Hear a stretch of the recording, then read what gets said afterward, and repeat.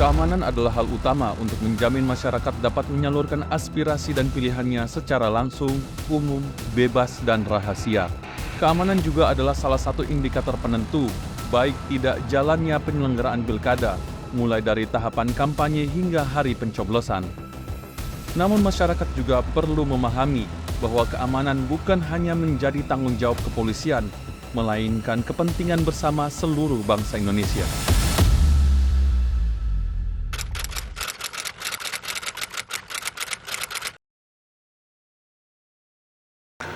Jadi terkait dengan kegiatan kepemiluan, ini kan bukan kegiatan yang pertama kali kita lakukan, dan juga dalam rangka Polri, ini juga bukan yang pertama kali Polri persiapkan, antisipasi, dan tanggulangi.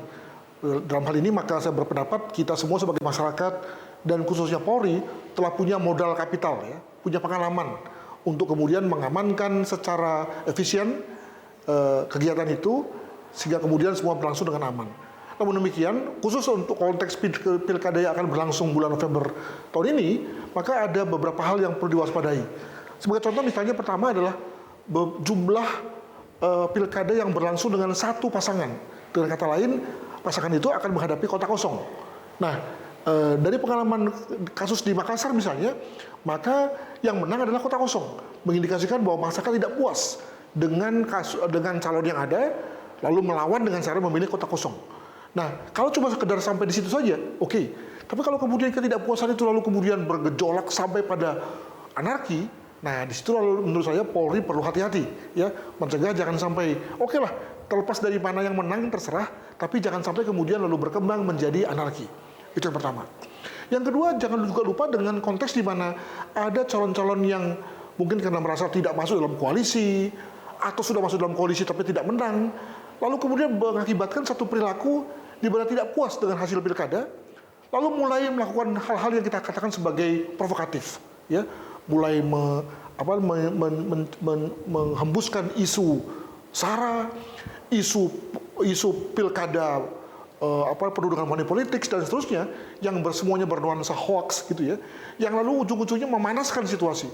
Media sosial kita penuh dengan hal-hal yang seperti itu, dan ujung-ujungnya juga kemudian lalu membuat banyak orang lalu kemudian posting macam-macam yang lalu melanggar pada undang-undang ITE, dan bahkan kemudian lalu berperilaku yang aneh-aneh dan sudah masuk pada konteks melanggar tidak pidana umum.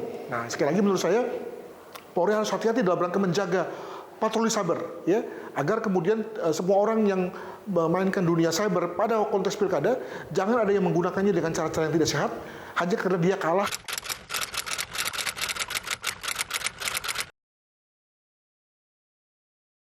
Saya kira itu adalah hal yang tidak bisa dihindari, ya. Tapi jangan lupa bahwa kita sudah cukup punya pengalaman juga di mana hari ini kita terbelah dalam rangka memilih si A, bahkan satu rumah bapaknya milih A, ibunya milih B dan seterusnya.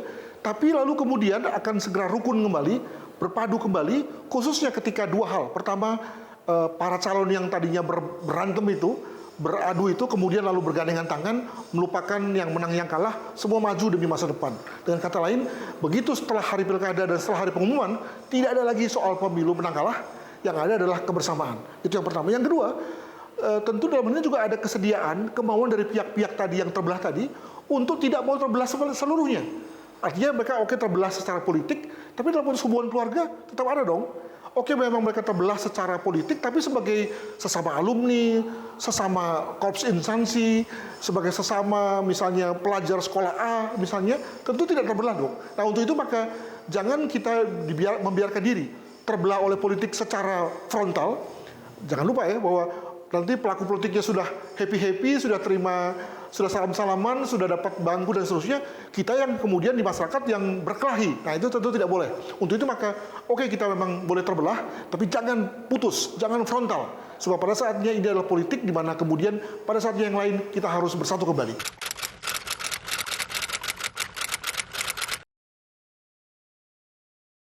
Jadi dalam negara yang rule of law, ya, dalam konteks supremasi hukum, maka memang itu tak terhindarkan. Dan saya kira bagus juga, daripada orang yang tidak puas itu kemudian lalu menumpahkan kekesalannya, ketidakpuasannya ke jalan, merusak tempat-tempat publik, meramaikan media sosial, atau bahkan lalu melontarkan insinuasi atau provokasi kepada pihak lain yang lalu bernuansa anarkis, maka lebih bagus mereka lalu melapor, ya saling lapor lah begitu ya. Nah, tetapi dalam konteks saling melapor ini, maka jangan lupa dengan 3 hal. Yang pertama adalah bahwa dalam dunia hukum, yang penting adalah adanya bukti dan saksi. Jadi jangan katanya-katanya, jangan kira-kira, tapi ada nggak buktinya, ada nggak saksinya. Sepanjang tidak ada bukti dan saksi, yang cukup tentu saja ya, maka tentu tidak usah mimpi ya, lalu pengadilan akan mengabulkan. Itu yang pertama. Yang kedua, bahwa dunia hukum itu juga bukan dunia yang bisa dikendalikan semau kita. Ya, dia memiliki logikanya sendiri, memiliki aturannya sendiri. Maka ketika kemudian hukum itu membuat satu keputusan yang tidak memihak pada kita, ya jangan lalu kemudian dilontarkan satu omongan bahwa wah ini hakimnya sudah masuk angin, wah ini hakimnya sudah pro sana gitu ya. Nah, itu saya kira itu tidak ada gunanya bagi dunia demokrasi. Dan yang ketiga adalah bahwa hukum seyogianya menjadi yang kita sebut sebagai ultimum remedium, jalan terakhir. Setelah kita nggak bisa lagi ngomong-ngomong, tidak bisa lagi musyawarah mufakat, tidak bisa lagi bargain politik, tidak bisa lagi makan-makan lalu kemudian selesai dengan solusi, barulah kita kemudian lari ke hukum.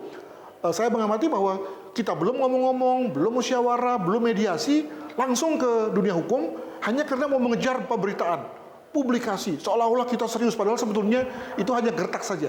Nah, seyogianya hal itu dilakukan semua, yang bersifat tadi ya omong-omong, musyawarah. Ketika itu semua tidak bisa dicapai solusinya, barulah kita lari ke hukum.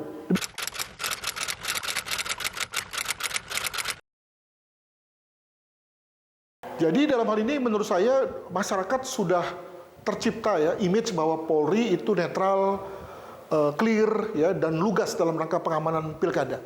Nah, itu menurut saya satu modal bagi Polri untuk kemudian juga tampil seperti itu ya.